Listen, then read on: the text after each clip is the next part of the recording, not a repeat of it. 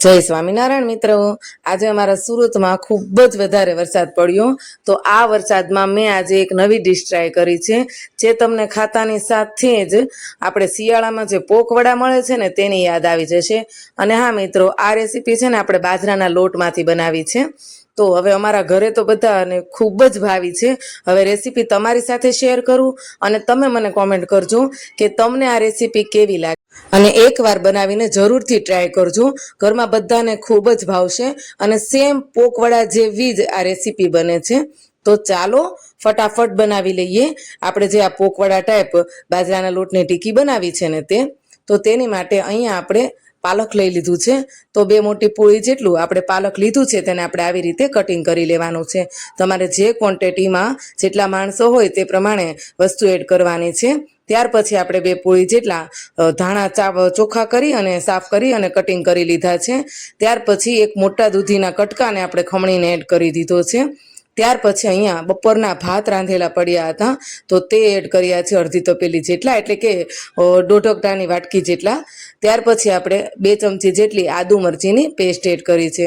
ત્યાર પછી 2 થી 3 લીંબુનો રસ એડ કર્યો છે. મિત્રો, મસાલો ભરપૂર પ્રમાણમાં એડ કરવાનો છે, લોટની માત્રા સાવ ઓછી રાખવાની છે. ત્યાર પછી આપણે મકાઈના દાણાને આવી રીતે વચ્ચેથી ચીરી અને કટિંગ કરીને લેવાના છે, જેથી કરીને એનો જે ઝીણો ઝીણો સ્વાદ આવશે, જે મોઢામાં દાંતમાં ચવાશે, તેનાથી આ વડાનો સ્વાદ ખૂબ જ સારો એવો આવશે અને તમને સેમ પોકવડા ખાતા હો ને તેવી ફિલિંગ આવશે. હવે અહીંયા આપણે મકાઈ પણ સરસ એવી એડ કરી દીધી છે. ત્યાર પછી 1.5 ચમચી જેટલી હિંગ એડ કરવાની છે. 1 થી 1.5 ચમચી જેટલી હળદર એડ કરવાની છે સ્વાદ અનુસાર, એટલે કે મેં અહીંયા 2 ચમચી મીઠું એડ કર્યું છે. ત્યાર પછી 1 ચમચી ખાંડ એડ કરવાની છે. 2 થી 3 ચમચી જેટલા સફેદ તલ એડ કરવાના છે. અજમા એડ કરવાના છે હાથ વડે મસળીને 1 ચમચી જેટલા. ત્યાર પછી વરિયાળી એડ કરવાની છે આપણે 2 ચમચી જેટલી. મિત્રો, ત્યાર પછી અહીંયા આપણે જે ખાવાનો સોડા આવે છે ને તે અડધી ચમચી જેટલો એડ કરવાનો છે. થોડો એવો ખાવાનો સોડા એડ કરવાથી વચ્ચેથી એકદમ સરસ એવા ફૂલશે અને બહારથી એકદમ ક્રિસ્પી થશે. તો ખાવાનો સોડા અડધી ચમચી જેટલો જરૂરથી એડ કરવો. ત્યાર પછી 3 થી 4 મોટી ચમચી જેટલું આપણે સિંગ તેલ એડ કરવાનું છે. તમે જે પણ કાંઈ તેલ ખાતા હો તે એડ કરી શકો છો, પણ આવી બધી વસ્તુમાં ઢોકળા, ઢેબરા, હાંડવો, આ બધી વસ્તુમાં સિંગ તેલનો સ્વાદ ખૂબ જ સારો એવો આવે છે. હવે બધા મસાલાને મિક્સ કરી લેવાનું છે. ત્યાર પછી અહીંયા આપણે 2 વાટકી જેટલો પેલા જાર બાજરી અને મકાઈનો મિક્સ લોટ છે તો તે લીધો છે, તે એડ કરશું. 2 ચમચી જેટલો આપણે ચોખાનો લોટ એડ કરવાનો છે. ત્યાર પછી આપણે 1 વાટકી જેટલો ચણાનો લોટ એડ કરવાનો છે. મિક્સ લોટમાંથી આ વસ્તુ બનાવીએ છીએ એટલે ખૂબ જ સ્વાદમાં સારી એવી લાગશે. હવે અહીંયા 1 વાટકી જેટલો આપણે ચણાનો લોટ એડ કર્યો છે. તો બધી વસ્તુને મિક્સ કરી લઈએ ધીમે ધીમે. હાથની મદદથી બધી વસ્તુ સરસ એવી મિક્સ થઈ જશે અને આપણે જેમ લોટ બાંધતા હોઈએ ને તેવી રીતે આપણે આ લોટને મિક્સ કરીને અને બાંધી લેવાનો છે. અહીંયા આપણે ઢોકળિયું ગરમ થવા માટે મૂકી દીધું છે પાણી એડ કરી. ત્યાર પછી આ મિશ્રણની અંદર આપણે વટાણા એડ કરવાના છે. વટાણાનો સ્વાદ પણ આ ટીકીમાં ખૂબ જ સારો એવો લાગશે. અને મિત્રો, ખાસ ધ્યાન રાખવું, પાણી બિલકુલ એડ કરવાનું નથી. જે કાંઈ આપણે શાકભાજી એટલે કે વેજીટેબલ્સ એડ કર્યું છે તેનાથી જ સરસ એવો લોટ બંધાઈ જવો જોઈએ, તેટલો જ આપણે લોટ એડ કરવાનો છે. તો હવે અહીંયા તમે જોઈ શકો છો સરસ એવો નરમ એવો આપણો લોટ બંધાઈને તૈયાર થઈ ગયો છે. હાથમાં થોડું તેલ લગાવી અને નાની નાની સરસ એવી આપણે ટીકી, એટલે કે જે આપણે રોટલી બનાવવા ટાઈમે લુવા બનાવતા હોઈએ ને તેવા નાના નાના લુવા તૈયાર કરી લેવાના છે. અને પહેલાં તેને આપણે સ્ટીમ કરશું અને પછી તેને આપણે ફ્રાય કરશું. લુવા બનાવી અને આગળ પાછળ બંને સાઈડ આપણે સફેદ તલ લગાવી દેવાના છે. આનાથી સ્વાદ પણ ખૂબ જ સારો એવો આવશે અને દેખાવ પણ ખૂબ જ સારો એવો આવશે. તો આવી રીતે આપણે બંને સાઈડ તલ લગાવી દઈશું સફેદ. બધી નાની નાની આપણે આ ટીકી એટલે કે લુવા બની જશે ત્યાં સુધીમાં આપણે જે ઢોકળિયાની અંદર પાણી ઉકળવા માટે મૂક્યું હતું તે પણ સરસ એવું ઉકળી જશે. એટલે ફટાફટ આપણે આ લુવાને સ્ટીમ થવા માટે મૂકી દઈશું, એટલે કે ટીકીને સ્ટીમ થવા માટે મૂકી દઈશું. તો તમે જોઈ શકો છો એકદમ નાની નાની ટીકી બનાવવાની છે, બહુ જાડી કે મોટી નથી બનાવવાની, જેથી કરીને જ્યારે આપણે ફ્રાય કરીએ ને ત્યારે એનો ટેસ્ટ ખૂબ જ સારો આવશે. તમે જાડી અને મોટી ટીકી બનાવશો તો ફ્રાય કરશો ત્યારે તે વચ્ચેથી કાચી રહી જશે. તો આવી રીતે આપણે ઢોકળિયાની અંદર આ બધી ટીકીને સ્ટીમ કરી લેવાની છે. મિત્રો, ખૂબ જ હેલ્ધી રેસીપી છે, કેમ કે બધા જ વેજીટેબલ્સ આપણે જે ઘરમાં હતા તે એડ કર્યા છે. પાલક છે, દૂધી છે, ધાણા છે, આમાં તમે ગાજર, બીટ, કોબીજ, કેપ્સિકમ ઘણા બધા વેજીટેબલ્સ જે તમારી પાસે અવેલેબલ હોય તે તમે એડ કરી શકો છો. ખૂબ જ સારો એવો સ્વાદ આવે છે. હવે ટીકી આપણે ઢોકળિયાની અંદર મૂકી દીધી છે અને ઉપરથી ઢાંકણ પણ ઢાંકી દીધું છે.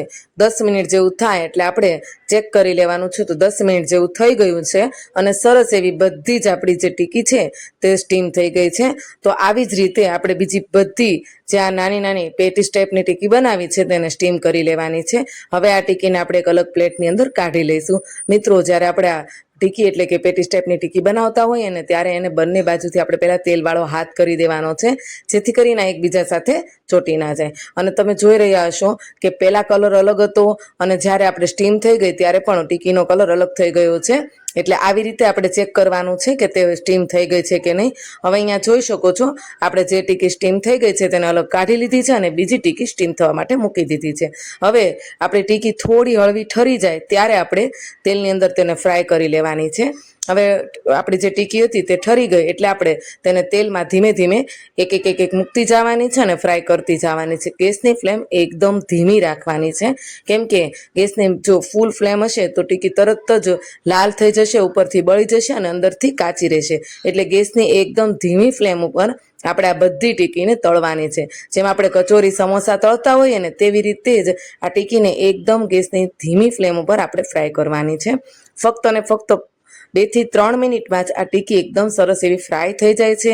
આનો કલર પણ સરસ એવો ચેન્જ થઈ જાય છે. તો એકદમ થોડો ડાર્ક બ્રાઉન કલર આપણે આવી જાય ને ત્યાં સુધી આ ટીકીને આપણે ફ્રાય થવા દેવાની છે. તો તમે જોઈ શકો છો મિત્રો, ફક્ત અને ફક્ત 2 થી 3 મિનિટમાં જ ગોલ્ડન બ્રાઉન કલર, એકદમ જે થોડો ડાર્ક કહેવાય એવો ગોલ્ડન બ્રાઉન કલર આપણી ટીકીનો થઈ ગયો છે. તો ટીકીનો કલર ચેન્જ થાય એટલે તેને આપણે આવી રીતે બહાર કાઢી લેવાની છે ને બીજી બધી ટીકી આપણે આવી રીતે જ ફ્રાય કરી લેવાની છે. તો છે ને એકદમ ઇઝી રેસીપી, હેલ્ધી રેસીપી અને ફટાફટ બની જાય અને ચોમાસામાં ખાવાની તો ખૂબ જ મજા આવે ને તેવી આ રેસીપી છે. તો એકવાર જરૂરથી ટ્રાય કરજો, કોમેન્ટ કરજો કે તમને આ રેસીપી કેવી લાગી અને બનાવીને પણ ખાજો, પછી પણ ટ્રાય કરજો કે તમને આ રેસીપીમાં કેવો સ્વાદ આવે છે. અને આ રેસીપીનું મેં અત્યારે કોઈ પણ નામ આપ્યું નથી, તો તમારે મને સજેસ્ટ કરવાનું છે કે આ રેસીપીનું આપણે શું નામ રાખી શકાય. તમે જુઓ તો મુઠિયા ઢોકળા પણ નહીં કે પોકવડા પણ નહીં, સાવ અલગ જ રેસીપી છે. તો જરૂરથી એકવાર ટ્રાય કરજો. તો ધીમે ધીમે કરી બાજરાના લોટનો આ નવો નાસ્તો આપણો બધો ફ્રાય થઈને તૈયાર થઈ ગયો છે, એટલે કે બની ગયો છે. આને તમે દહીંના રાયતા, ગ્રીન ચટણી, લાલ ચટણી, ટોમેટો કેચઅપ કોઈ પણ વસ્તુની સાથે ખાઈ શકો છો. અને હા મિત્રો, ચાની ચુસ્કી લેતા લેતા પણ તમે આ રેસીપી તેની સાથે લઈ શકો છો. અત્યારે આપણે ઘરે બધાને ટેસ્ટ કરાવી દઈએ કે આ રેસીપી કેવી બની છે. તો ભાઈ અમારા ઘરે તો આ રેસીપી બધાને ખૂબ જ ભાવી, એટલે કે મજા આવી ગઈ આ રેસીપી ખાઈને અને શિયાળાના પોકવડાની યાદ આવી ગઈ. તો જો રેસીપી ગમે તો વિડીયોને લાઇક, શેર, સબસ્ક્રાઈબ કરજો, કોમેન્ટ કરજો અને કહેજો કે આ રેસીપી તમને કેવી લાગી. ફરી મળીએ આવા ને આવા વિડીયો અને રેસીપી સાથે. ત્યાં સુધી મારા બધા વાલા મિત્રોને જય સ્વામિનારાયણ.